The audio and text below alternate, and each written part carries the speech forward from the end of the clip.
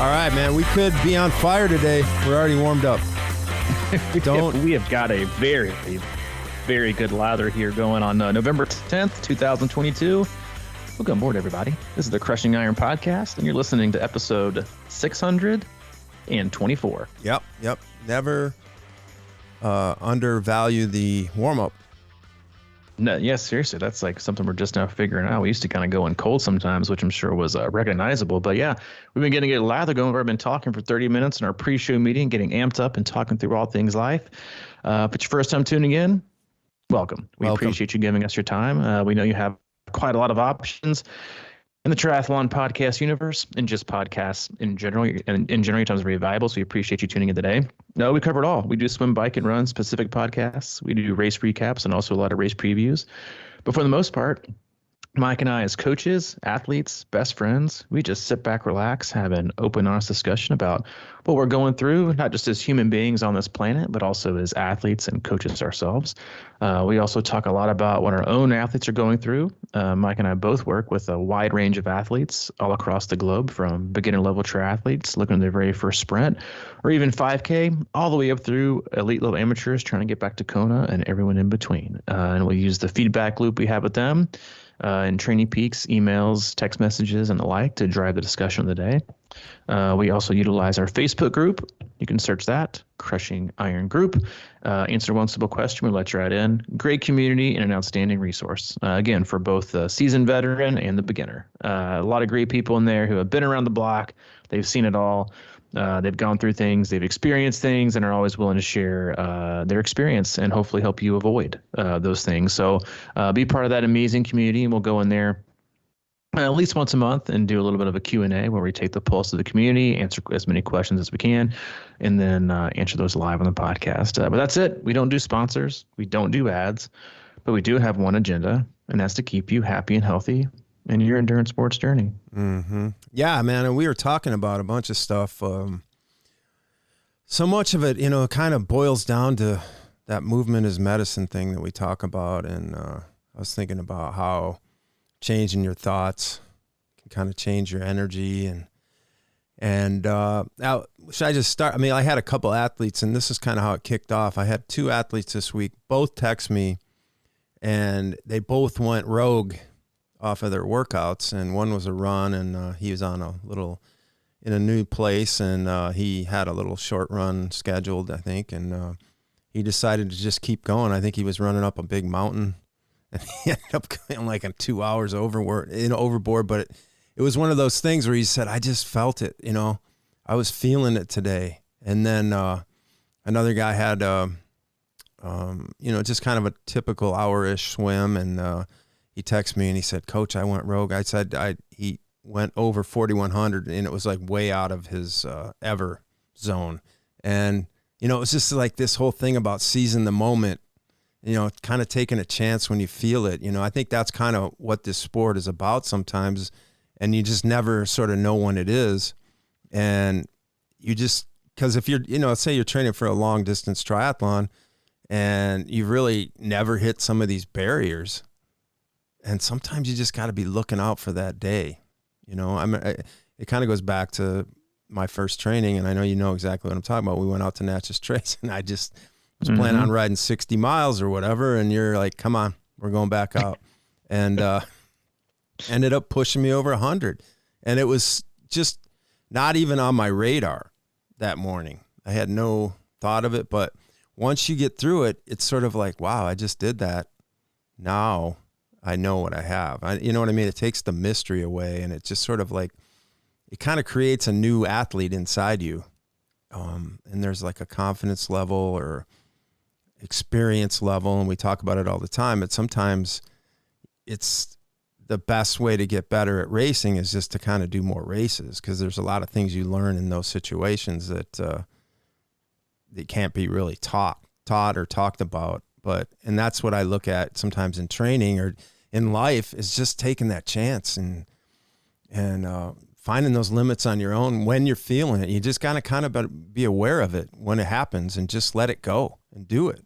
I just thought that was kind of a cool thing, because it's important for us all to be we all want to kind of see things for ourselves. And when the opportunity presents itself, you got to go get it. Yeah, I mean, we've covered a lot of W's lately. We've covered the why, we've covered the want, and now we're kind of covering the work and the want to work. And that's, and athletes, we call it going rogue because they just kind of go off script, and which is something that we are generally okay with as long as it's responsible. And the biggest question is always, I mean, like you asked, and I asked the same thing of an athlete the other day, and I was like, why'd you go long? And because I think it's as a coach, it's important to always ask, like, why. It's not because it's not in a shameful way, or you shouldn't have done that. It's like, it's important information to have, because there's a bunch of different reasons why you might want to do something. It could be insecurity, right? It could be, I feel like I'm falling behind, or I had a bad day, or, I just feel like I got to do more because the training isn't right. Like, all things a coach needs to know. 99.9% of the time, I just felt like I needed it today. Mm-hmm. I felt, and I think one of the most, and again, like, there's, we deal with, data and scientific research and stuff, just like every other coach does. But one of the biggest things that we do focus on and will continue to focus on forever is, it's kind of that phrase, like, know thyself. Know what you need, and don't turn a blind eye to it. Right. Because going back to the previous, last 2 weeks of podcasts about, creating resistance, you might, go out and I don't want to ride with the group today. I need to do my 1 hour and 15-minute perfectly done, zone 2 ride inside alone. And you like skip the whole like camaraderie and socialization and like going out. Because it might be your heart rate might be 3 beats higher, and you might ride 0.2 mile an hour faster. Like, it's about kind of troubleshooting. What's the gain here?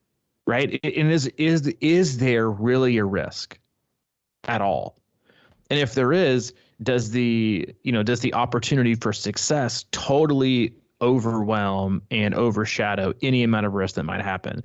Because your body usually tells you something, but it's like this, like, really weird. It's like you call it your subconscious, what's going on, but people generally feel things are about to happen, right? You and I have talked about this as long as we've been, partners, is that, like, we just kind of, we go with our gut a lot, we just kind of feel things. We don't open up textbooks, and overanalyze why we're feeling a certain way. We kind of go with it, like, yeah, that seems and feels right.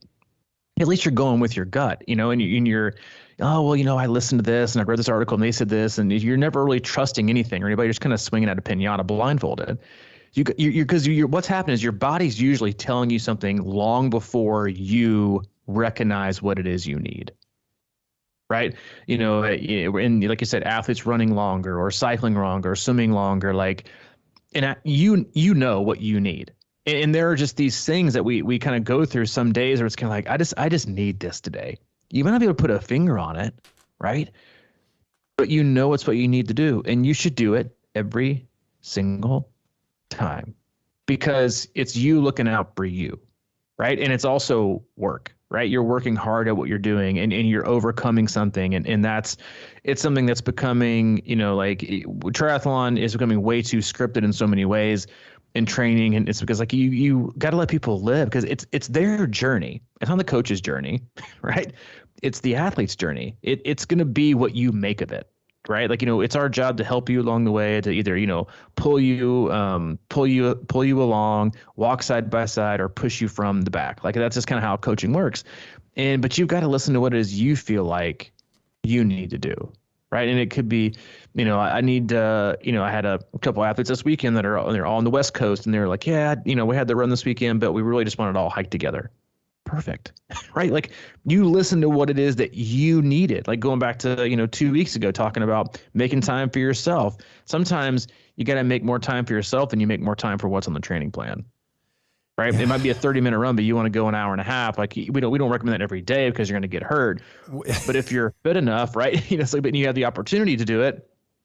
And generally, if you do it once, what you're doing is you're going to satiate that appetite for whatever it is you want to do. Right. And then you do it and you have this like huge sense of relief. And then like you've been able to do this thing and you become someone different sometimes. Like you've achieved something you didn't think you could achieve, and it changes kind of the fabric of who you are in a positive way. And then you're done and you go right back to, right back to the structure, right back to the script, however you want to call it.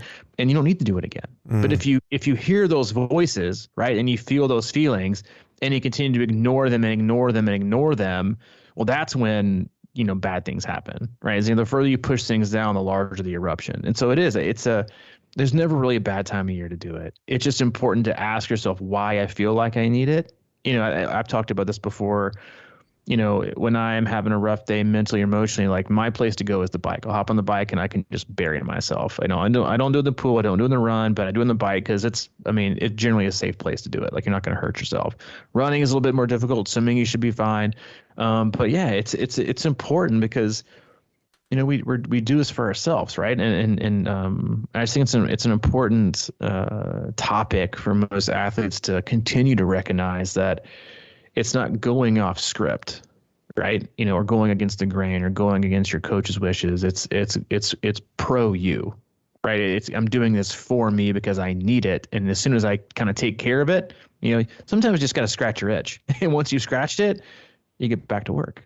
So just don't not scratch it because then, things get kind of itchy. Yeah, I'm with you, man. I wouldn't prescribe that necessarily on the run as much.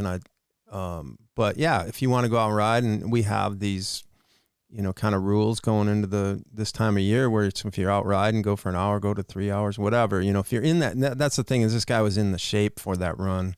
It just wasn't really in the lining up of the plan exactly, but it was perfect, to me. And then with the swim guy, with my athlete who went for the swim, I said, yeah, I'm cool with that, man, but let's not do that on the run this weekend because it's like, bite off little chunks and not get too greedy. But it's important, I think, to feel those things sometimes. We get stuck in ruts and you don't know why. And I love what you said about your body's telling you something a long time ahead if you're listening for signals and things like that. Just you just got to take advantage of the moment sometimes. And I think that those are the things, right, where you hear about it all the time. Where, out of the blue, like today or tomorrow, something could pop up in your life, which is an unbelievable opportunity, but you weren't even thinking about it. And you've heard it all the time where people will just be like, man, I think I'm going to do it.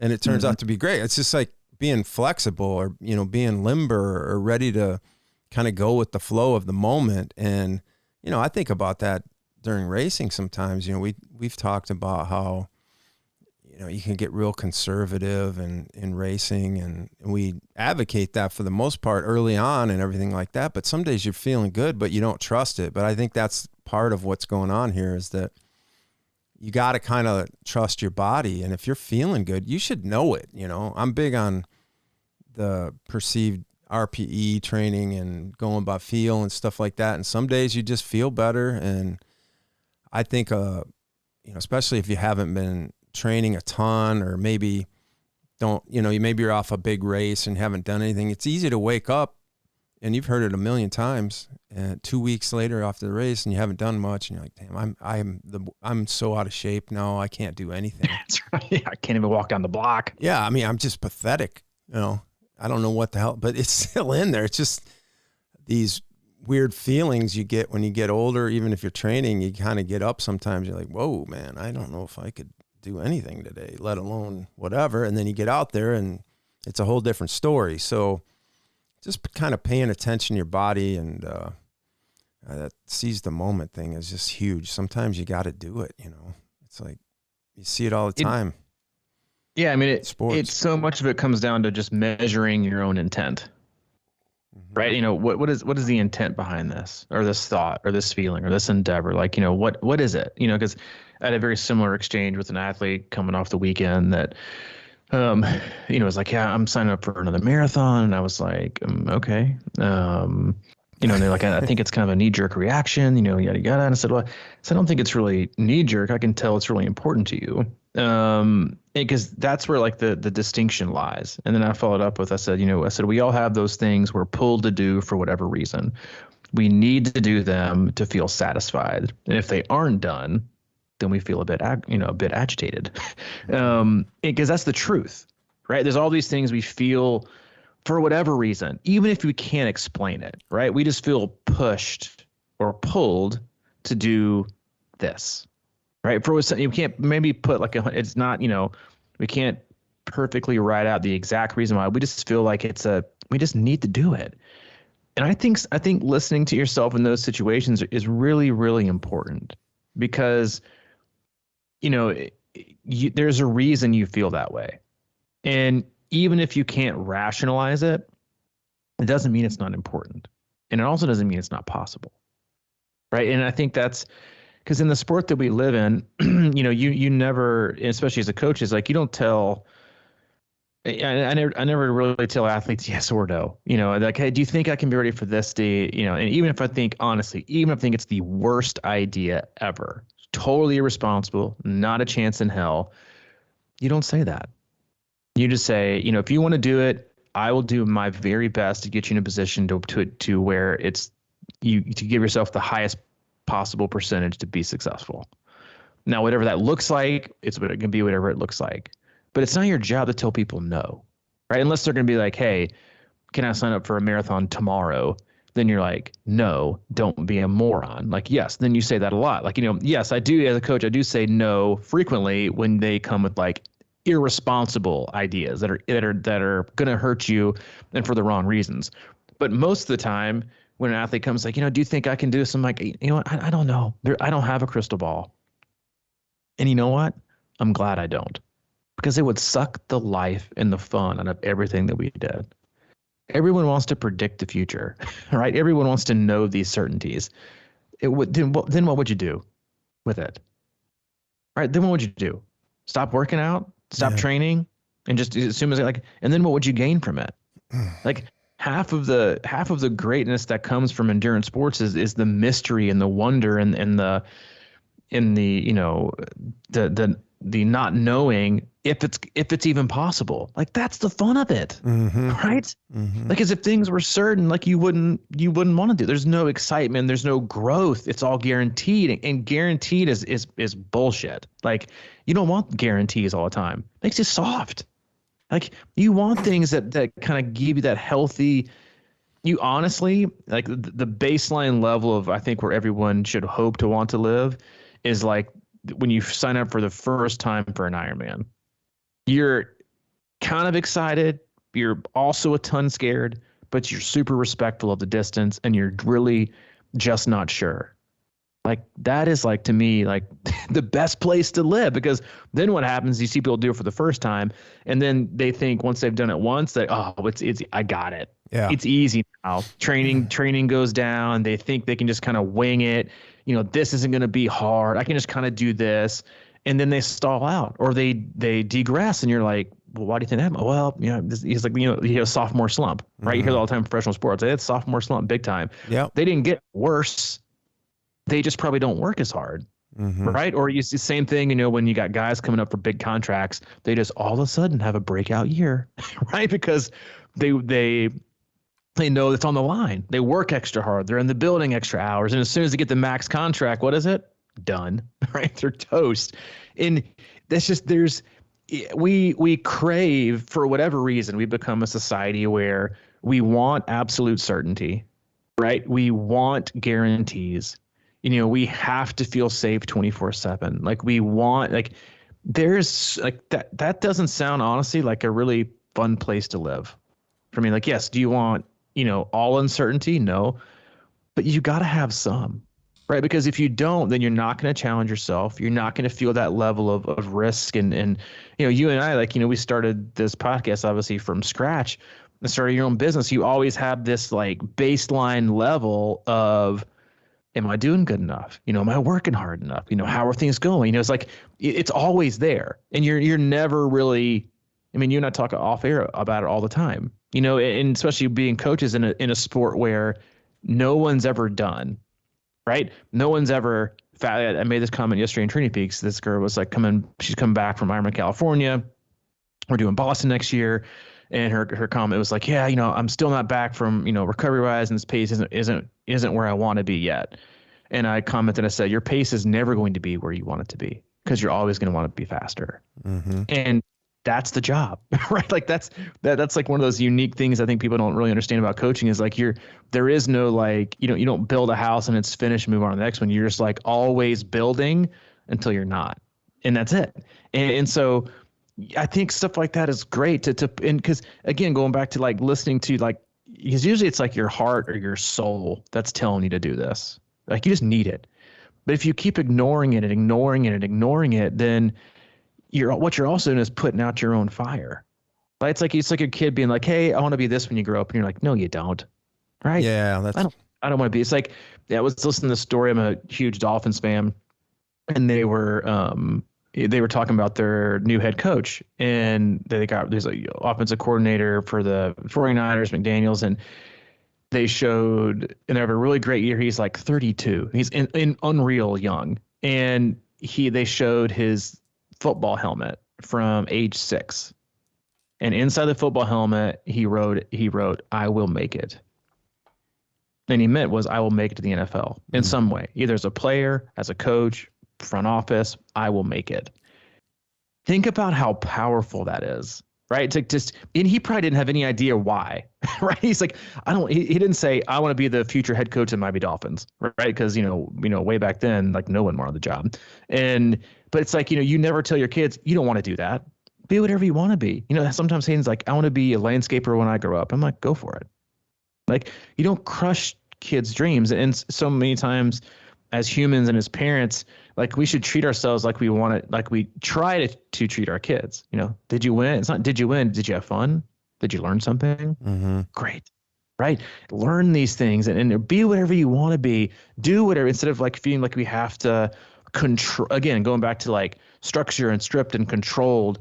It's like, I have to do this. I have to. It's like, we don't have to. Like, you got to live a little. You like the athletes that, it's some of the rides we're giving out now. I literally have on a Saturday, because it's this time of year and you're kind of disconnecting, but there's always opportunities to let people flow. It's like you can ride for an hour and a half all the way up to 4, up to you. I call it soul riding. Do it for the soul. Do it like you want. And some people ride for 1 hour. Some people ride for 4. There's no wrong answer. Because if you did anything, it's the right answer, because you did what you felt. And there's strength and there's confidence and there's belief that comes from that, because you start to rely on you, right? And listening to yourself more than what something is always telling you, right? And that's the most important thing, and one of the most important aspects you can take in the racing is being able to listen to yourself, interpret it, ask yourself these questions, and then still be able to go out and do good work. Live the life you were designed to live. I'm going to give you a second here to pull up is it the Edison quote, and then the other one about the screen time? Oh yeah. So I was listening to a podcast this morning, and it's one of my favorite podcasts. It's always really short, but the title of it was called Revisiting the Blessing of Work. Mm-hmm. And it's funny, because like in today's society, it's like the opposite, right? Of what, like the 1 day work week, the 3-minute ramp test, the 1 minute threshold, run test. And it was a quote from Edison, and I've heard it a few times, and I actually listened to it 3 times over and over again. I started listening to my drive in the office, and I just kept playing in the background. I was working on Training Peaks. And the quote from Edison is opportunity is missed by most people because it's dressed in overalls and looks like work. Yeah. And the whole, it was the host of the podcast did his own kind of 30-minute, and then he had on this guest that was kind of that his life is about, science and data and America in the post-pandemic world. And so many Americans are neither working or looking for work. And he was talking about, in 2020 and 2021, when the government's giving handout after handout, like Oprah, during Christmas, and you get $500 and you get $500. It's like it trained people not to work. And you had the people asking like, hey, I'm out busting my ass all day long while my buddies are sitting at home making more money than I am. And so you think, like, we get tricked in a society thinking like those were the winners, right? Those were the winners. but they weren't, because they weren't working for it. Kind of going back to our last podcast, talked about, earning your first car and how you treat it versus being given one. And then, so the whole thing was about what work does for you. It gives you a sense of belonging. It gives you a sense of purpose. It gives you a sense of belief, right? Of like people always say, like, don't make your passion your job. I'm like, that's bullshit. I fucking love my job, right? And it's a huge passion of mine. And I wake up every day incredibly thankful that I get to do what I love for a quote unquote job, right? And then he talked about how people are becoming. It's basically talking about men and how fucking lazy we are. But he said, there's over half of the population of people in the workforce that aren't working are men, and the average male who doesn't work right now, again by choice, consumes over 20,000 hours of screen time a year. And over half of those men that aren't working are on some kind of pain medication. So he said, basically, they're all playing video games stoned. is basically what he said, and it was anyway. So it's a short podcast, but all he talked about was how meaningful and how grateful you should be because you get to work. And it's like certain things in life you just never forget for whatever reason. About 2 years ago in our Crushing Iron Facebook group, a guy came in there. It's always the dudes. Guy came in there and, post whatever. I think it was like Thanksgiving, where everyone kind of rolls out of bed and does a 5K. And he was like, rolled out of bed this morning, did a 5K, and he ran something just like, insane, like a 19-minute 5K rolling out of bed. He's in his late 20s, early 30s, people like that can do whatever they want. Mm-hmm. And there was a couple comments below that were like so jealous of it. So jealous. Mm-hmm. And then a couple comments that were like disheartening.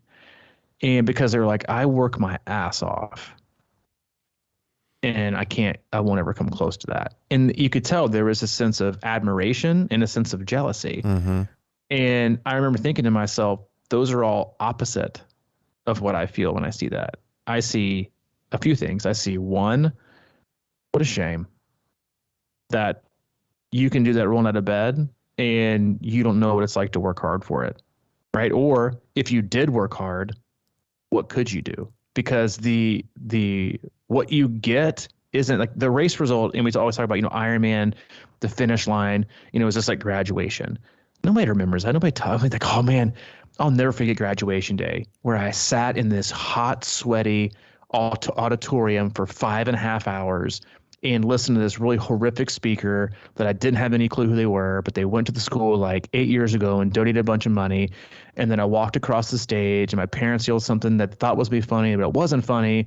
And I got all embarrassed and I went and sat down and waited 3 more hours before we went to my grandparents' house and had small sandwiches.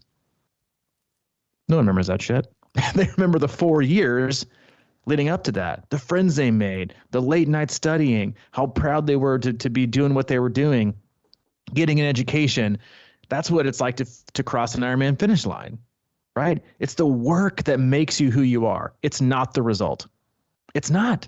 So whether you're working so hard, right, to get a result that you think isn't good enough, it's the work that's good enough. Because working hard is what makes you who you are. And there's the harder you work, the better you get at it and the more you get from it. It doesn't go anywhere else. You don't stop working, right? Like you might get lucky, right? And that's like a huge trick. One of the other comments he said, he said, show me a guy with a small fortune, and I'll show you a guy who lost a large fortune. Because the guy with the small fortune probably lost it all because he got lucky, and then he kept taking risks and doing things because he thought, he was destined to do this and do that. And the same thing goes with athletes, and they have one race time where they don't do very well, or they didn't train very well, and they think that's like they can just do it all the time, and they just stop working hard at it. Like, it's not about the result; it's about the work, right? We have athletes all the time. Reach out to both of us, be like, you know what, like. I never thought that, getting triathlon coaching or coaching in general would lead me down this path, but it has helped me in my career. It has helped me at home. It has helped me with being a parent. I've gotten job promotions. I got this, and I would never have had this confidence, or I've never have gotten there if it hadn't been for And the thing is like they say it's coaching, but it's not. It's what they're really trying to say is if I hadn't have instilled a different piece in my life that showed me what it was like to work hard and be consistent at it. Because when you're consistent and you work hard, then you're almost always that way in every aspect of life. You work hard, you're consistent, you're accountable, you're motivated. You very rarely see, people who are super consistent and motivated in triathlon be just lazy sacks, right? It doesn't go together, right? It's infectious to everything in your life. So while you might be, especially because we have Thanksgiving coming up, and you got your bro from Seattle coming in town who's 23 and hadn't worked out in 6 years, and is going to go rip off a 5K that's 3 minutes faster than yours. Probably coming off a pre-Thanksgiving bender, and you've been training for 3 years, and you're going to lose them by like 3 minutes. Don't be jealous. Don't be jealous at all, because you know what hard work is like. And hard work is something that you can take with you forever, because it makes you who you are. And like we talked about this before we went live today, going back to the taking the risks, right? And pushing yourself. Because I often think this way about myself is like, 8-9 years ago when I was first getting sober, my life was just, it felt really, really, really impossible. And so for years after that, like even like something that might like shatter someone's life, to me was like, it's just a Wednesday. I think I'll be fine. Like you just kind of roll the punches. Like and so like oftentimes think like, what feels hard now, right? Was that a super easy breezy day 5 years ago? Life is good, because there are traps to being comfortable. There are traps to life being, in my opinion, too good and getting too complacent, because you stop growing. Do you need to go, you need to take out your savings account and walk into the casino and be like, you know what? I'm going to risk it all today. I'm going to play blackjack. I'm going to put it all on the line and see what happens. No, we're not advocating that. But what we are saying is that if you're not challenging yourself, if you're not taking small, and we can call it whatever you want. You can call it risk, you can call it whatever. But a lot of people are just way too comfortable. Like you got to take you got to grow, because your challenge is to grow, right? To grow and to live. Your challenge isn't to die and be complacent. Yeah. Right. And that's something you even touched on, I think last podcast was I want to keep feeling younger. And like, people think you're like 45 when we go out to lunch. Like they think I'm like your older brother, and it's not really a fun place for me to be in, but it's what it is. It's work hard, get uncomfortable, and grow. And that should be your number one challenge every day. Yeah. I think work can have a negative connotation, but if you can shift your perspective on it, you think about like athletes that are really successful, and they're, how'd you do it? The reporter asked them, and they said, well, I put in the work. And in that context, it really seems like a great thing. Or you can ask somebody, I got to go work, whatever. And I was out to lunch with a buddy of mine who's known me my whole life the other day, and we were talking, and he's a teacher. He drives every day an hour to work and back. And he also coaches after. He's always real at kind of peace with himself, because he works his ass off. And he looks at me and he says, I do it. I just love it. I love helping kids and teaching and coaching and the whole 9 yards. And then he also looked at me and he said, you're a different person than you were 10 years ago. And which coincides with me basically starting the sport. And there's a lot of things in that, because I always knew I was kind of that guy. I worked hard, but I kind of had sort of a level of skill athletically. But that does go back to my youth when, all I did, it wasn't called work. It was work, but we were playing sports nonstop as a kid.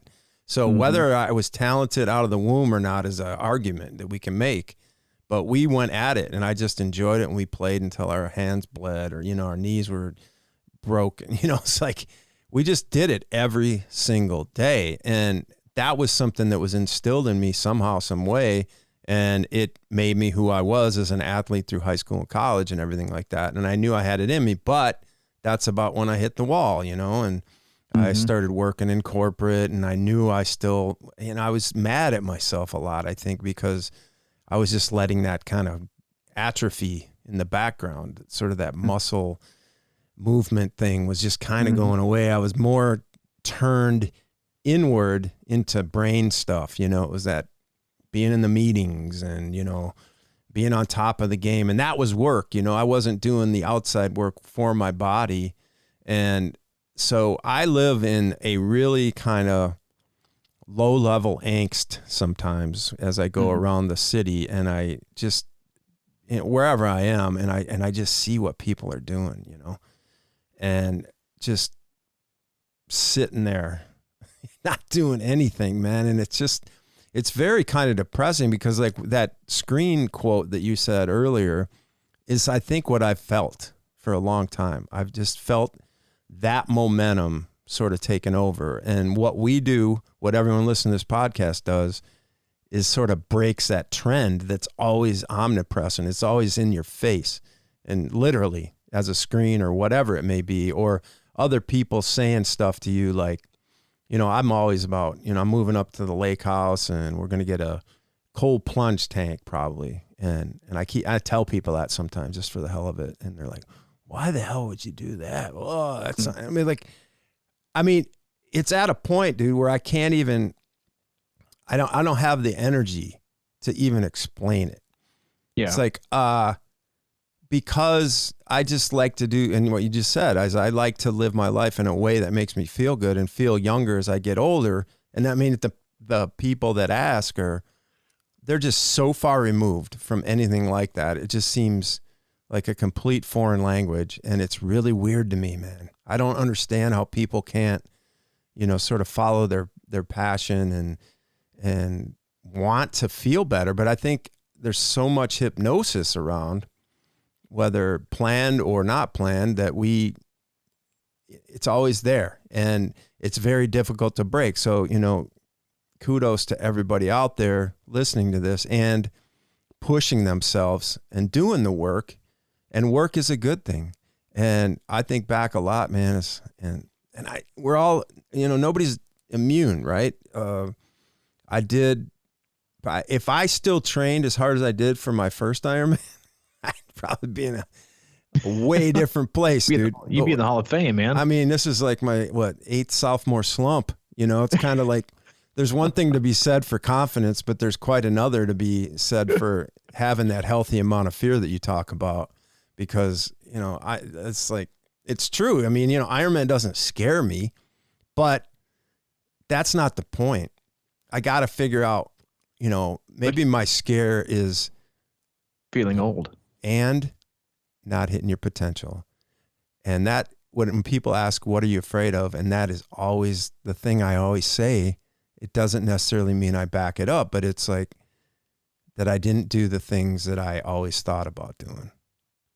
And man, that is a driver sometimes, but it has to be more in the forefront, because I know everyone out there has things they want to do. And, you know, as you get older, then you start to, you know, a little bit more sore in the morning and things aren't coming as easier. It doesn't get any easier. So that's the fear. Like at some point, damn, I just turned the wrong corner here and I don't know if I can get back. That's a healthy fear with me, man. Do what now? That's a healthy fear with me, I'm saying. I mean, listen, we all, again, like that, you combine the two perfect words, a healthy fear, right?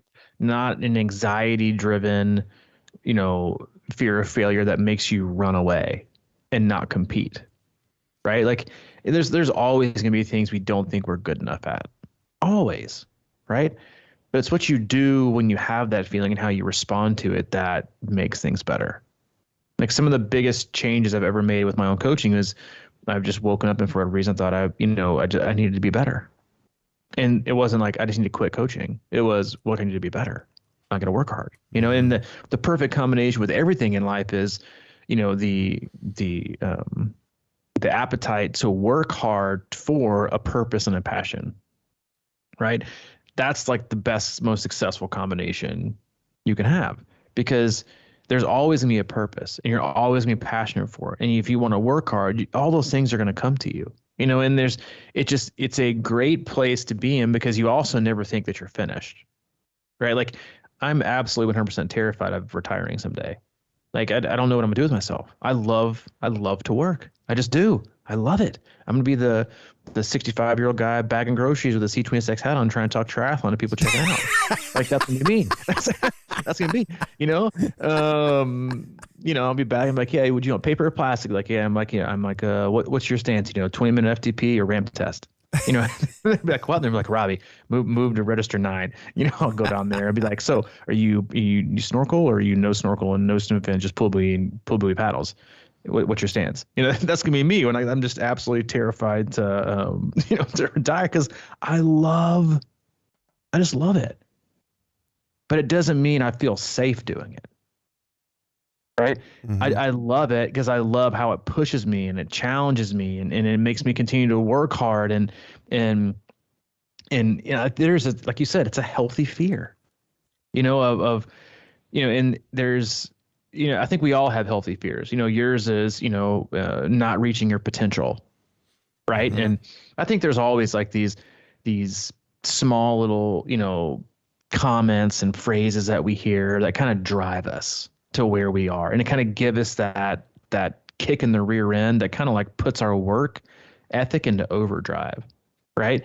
And I know like you said, you get tired of explaining to people what the whole cold plunging is, because you do. Like I'm like, I could explain it to you, but it's not gonna do either one of us any good. It's like your family, again, coming for the holidays, your family that's going to give you a hard time for running these races you don't have to do. Like, you could just sit on your couch, and like, I do. I could just sit on my couch, and I know that because I see you sitting on your couch, and I see how you feel, and I'd rather not feel like that, right?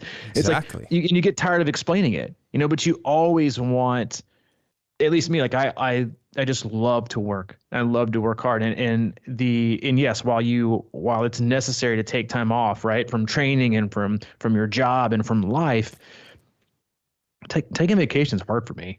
I don't do well with it. It's necessary, but I love what I do, and I know you do too. And it's like one of those things but you also respect that to a degree to where you always want to keep that level, right, of work. And that's how you should find yourself with training, and do things that make you more appreciative and explore, right, and take risks, and don't be so restrained, right? And we're coming up on the last run camp of this year, then we got another one in February. That camp, and like our camps are where people come to community, right? They get to come around people, they get to get away from life, and they come to expand their horizon and their belief of who they thought they were. And then they leave different, not because of you and I, right? Mm-hmm. We're not that special. We just have a mediocre podcast that's going to outlast everybody, because we're consistent. But we're the 70 to 74 age group qualifiers, that go to Kona. We provide an opportunity, right? We're the ones that host an opportunity for different people of different levels to come to the same place, to be energized by each other, to find belief within themselves, to do something they didn't think they could do, right? You see it at camp, you see it in open water, in the pool. They get out of their heads. They do something they didn't think they could do. They ride longer. They do more hills, right? They show up to run camp. We've had people do their first half marathon at run camp on some of the hardest terrain you're ever going to see. Yep. Right? It's like rocks, roots, super hilly, super technical. And oh, by the way, they've probably ran 20 miles 3 days before. Right? And but they get out of their own head and they just do it. And like I called an athlete out that I worked with last year who ran like 17 miles and hadn't done like an open half marathon in forever. And I got done and I said, you're fucked. Excuse my language. But they started laughing, and I said, you got so much more in you than you thought you did. Mm-hmm. And because they always play it safe because they don't know. And that's the thing, is like, once you unlock that piece of you that you've kind of never thought it was an option, right, to unlock. It's not like some broom closet. It's usually like a freaking 400 by 300 storage unit that you could park 5 18-wheelers in, because the whole world seems like it opens up for you. But you got to be willing to break that door down, because most people are afraid that it's going to be vacant, right? There's nothing going to be in there, or there's going to be another wall behind it, or you open this door and there's a brick, a concrete wall that's been built up. It's not. But you know what else? That's also the terrifying part for people, is to see their potential. Because then, like you said, then it raises the bar for meeting that potential. But that's where, right? But because I think that's true for everybody. Like you stop, people stop short, like on Seinfeld, people stop short of really figuring out what their ceiling is or where they think their ceiling is, because then they have expectations that follow of, oh my gosh, I didn't think I'd do this, and now I've kind of like blown those smithereens, and there's more expectations, and there's more this, and there's more that. That's great, right? But most people are terrified of it. There's a lot of pressure for this, a lot of pressure for that, but there's that's where you grow. That's where you grow. And that's just one of those things where you always, like, it's something that I consistently have to work on. Like, I was talking to this like pre-Halloween party we walked down the street to before trick-or-treating, and it was like a group, it was like 10 houses of people. It's a bunch of parents and a bunch of kids. It's not my wheelhouse at all. And this lady was like, yeah, she was like, I don't do, she was like, this is like my jam, but when it comes to like speaking to 1,000 people, I get all acclaim. And like, I would rather stand up on stage and speak to 1,000 strangers than come to a party like this because it's totally out of my comfort zone, but it's also good for me. And it's just one of those things where you recognizing, what you're afraid of or you're anxious about, and then acting on it in a positive way and not running from it. That's how you grow, right? Even if you don't do it over and over again, you've proven and you've shown yourself that you're not going to run away, right? You're not going to keep being comfortable. You're going to at least push yourself and figure things out. And I think it's an important trait and characteristic for everyone to have is don't be afraid to find your potential, and don't be afraid to be in an endless pursuit to get there. Because putting an expiration date on it can be suffocating. Yeah. Why do you do Ironman? That's the question that I get. And I know everyone out there probably gets it. And it's just an unbelievable question, really. And I just, like you said, man, I get kind of tired. I can't even answer anymore. It's like, you got to push yourself. And I guess that's the end of it. It's like, I see so much more potential. You go through it, what people can do. And it's just sitting there, but everyone just wants to call you I think it's nuts. I think you're ridiculous. Why would you even do that kind of thing? Why do you do what we do? And it just bleeds into every aspect of your life, right? And I know you're the same way. We just look at things and people are amazed by it. I'm like, not even amazed. It's doesn't seem that hard, to do little things sometimes. And but so many people are just kind of tied in knots. And I just think that it's one of those things that we have to adjust mentally. And I think we all go through it in little phases where, no, I can't do that. And it's just your mind in that moment. And how do you do that? You just got to move. You got to go create that momentum somehow. Man, I was down at Boca del Vista the other day, and I was I was doing my I have a new thing where I do sauna, swim, and then sauna. I go a double, and I got my sauna done. I walk out and I'm all sweaty and everything.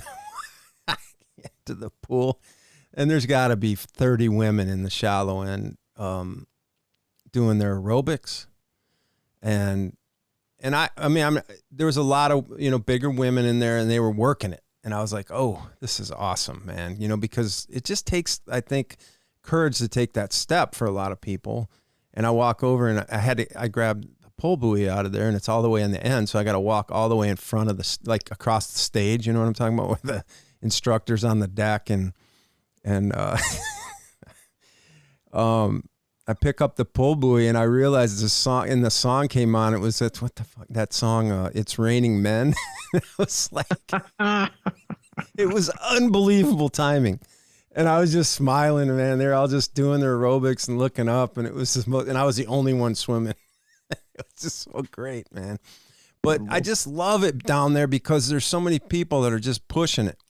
Mm-hmm. You know, they're older, man. It's Boca del Vista. It's old people, and including me. But like, so many people are doing it, and it's just really inspiring because then you step out of that atmosphere, and then you go into Walmart or wherever, Farm and Fleet, which is my new fleece headquarters. But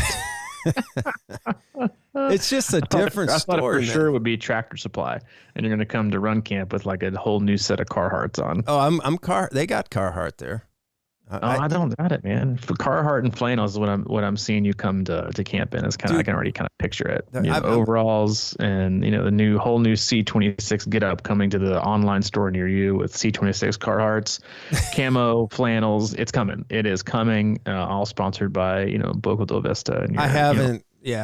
Store. I haven't crossed the line into the Carhartt jean area, or the or work denim or whatever the hell it is. I can't. What did you just call it? Work denim? I don't know what they call it. The work pants or whatever. Good find out. You know me. I don't ever wear jeans. Yeah, I know. Anti-jean. It's like suffocating your legs. Who wants to wear jeans? Because all they do is keep getting tighter. Yeah. Well, you see, I'm like, how do you breathe in those? Like, how do you breathe? You can't even sweat because your pores are dying. I mean, like, you look at the jeans these days, and seriously, on yeah. F1, these are the guys watching TV, man.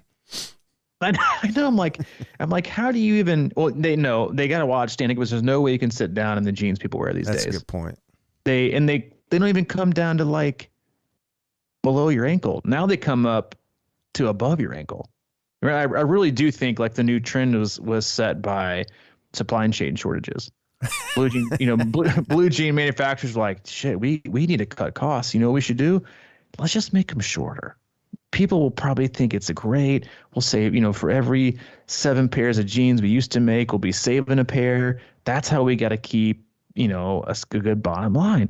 So they start selling like, oh, dude, I got. You see those new, like on fucking high waters, like that's what's happening. Now people wear tight, super tight jeans again, less fabric, and they become like your ankles are freezing. No socks. I don't understand what people are doing now with. I mean, but those people that wear the jeans, they're not sitting down because you can't. It's impossible. You can't bend your knees. There's no way.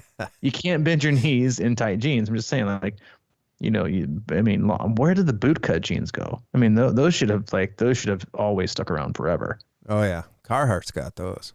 I mean, the work jeans is that what you guys? No, work denim. That's our new line of C26 guys. It's more like canvas. C26 work denim. Work canvas. Yeah, I mean, it's fucking jeans. It used to be Wrangler. I'm sure people like back in the day that were rocking Wrangler because that's who wore jeans. Now look at the jeans that these young kids are wearing. They're so freaking tight. There's no way they have underwear on either. You can't do both. You can't. Well, now we're getting into an area that's just a little weird.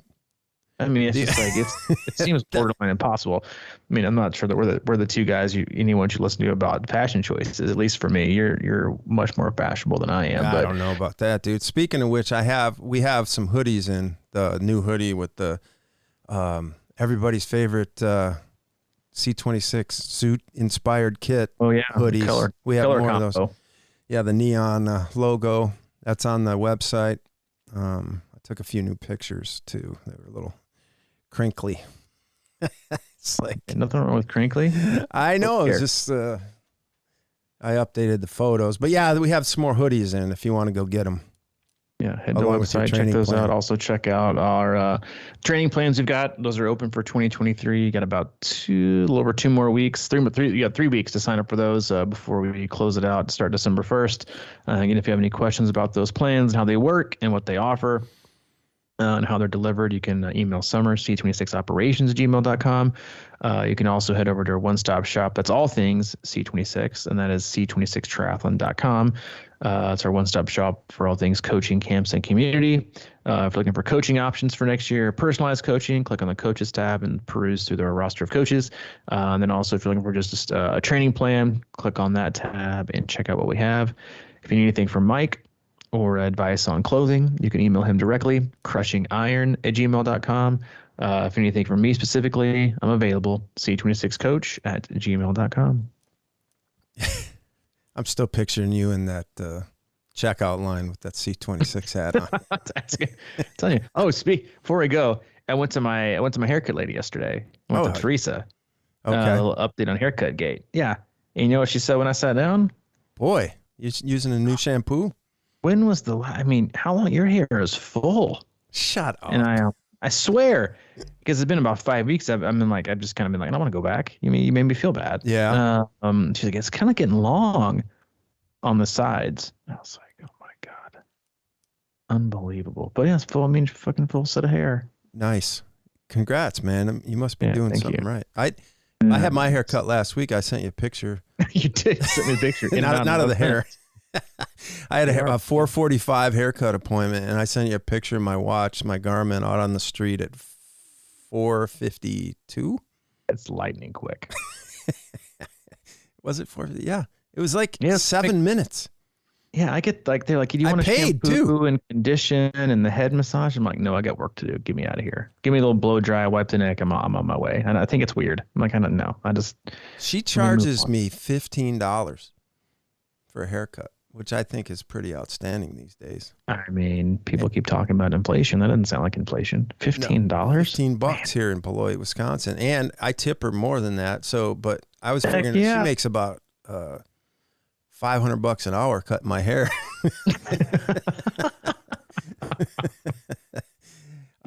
Good for her, man. Yeah. She's figured it out. She works hard and she loves her job. That's right. She's passionate about it. And we're passionate about this podcast and are passionate about you, our listeners. We appreciate you. We love you. Have an outstanding weekend, and we'll see you on Tuesday. All right, bud. See you.